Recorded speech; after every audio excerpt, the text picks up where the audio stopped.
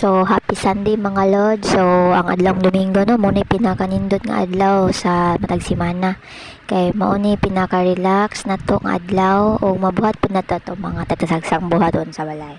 So, kay Sunday man, so nisuroy ko, yato ko sa mall. So, naman tayo yung paliton. So, naa ko diri sa shoe section. So, nangita ko sapatos. So, since kita og sapatos ako nang gisukod, so ni-approach ko sa ilahang sales lady. So, sa sales lady nangutan ako. So, gihatag niya ang mong item. Pagkahuman, diretso ko adto sa kuan teller para maglinya o para makabayad sa maong item. So, nindot kayong feeling mga lods no nga mapalit na to ato ang gustong paliton kay kita na trabaho, so at least ma-reward ato tong galingon. So since naglinya na ako mga lods, so nanako hapit na ako sa akong linya. Since ikatulog ko, nidiretso ko sa mong teller para makabayad sa mong item.